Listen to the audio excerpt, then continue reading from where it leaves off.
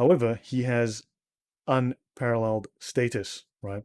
So now they speak of unparalleled status of the Prophet, not to refute the distortions and fabrications of the enemies of Islam concerning him. Okay, that's fantastic.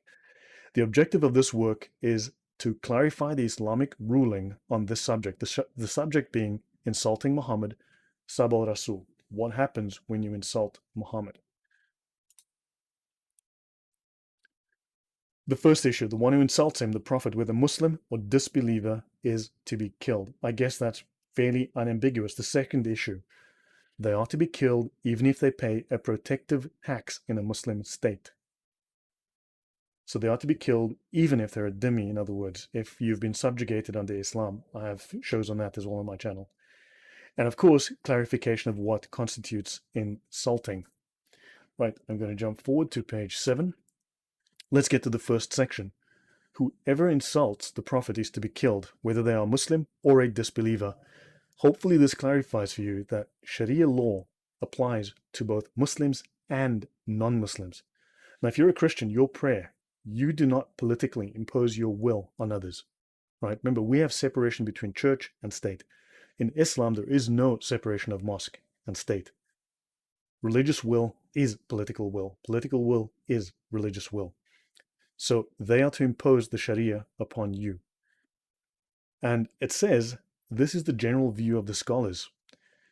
The scholars have consensus that whoever insults Muhammad is to be killed.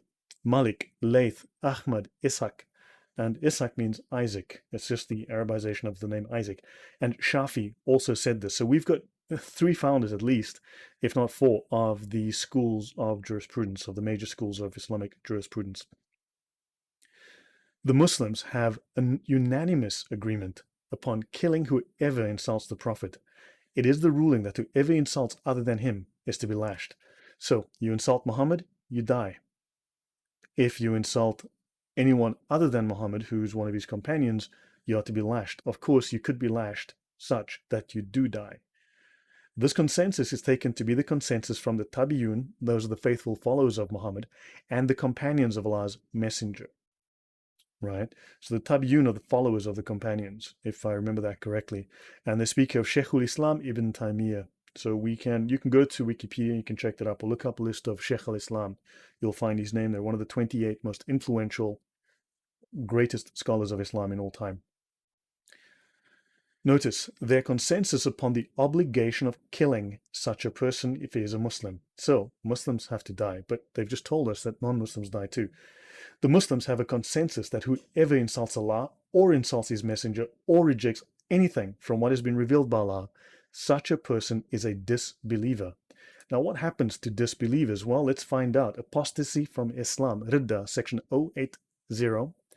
This is in the Reliance of the Traveler, as we know, the world's most famous Sharia manual. Whoever voluntarily leaves Islam is killed. That's section 08.1. There is no indemnity or expiation for killing him. Excellent. Let's step forward and see what this ruling actually goes. Let's go to page. Let's actually read the ruling from the Sharia. Apostasy from Islam, Ridda. Leaving Islam is the ugliest form of unbelief. Well, you're a disbeliever, right? You don't believe. Kufr, and it is the worst. When a person who has reached puberty and is sane voluntarily apostatizes from Islam, he deserves to be killed. I trust that is clear. It doesn't seem to say anything else. Well, let's see what you have to say. If you disagree, please reference the Sunni Shia Sharia reference with a link. Yeah, that will be appreciated. Right. Now, there are various opinions here, and they are not conflicting opinions. They simply, Islam Sharia allows a variation of ruling.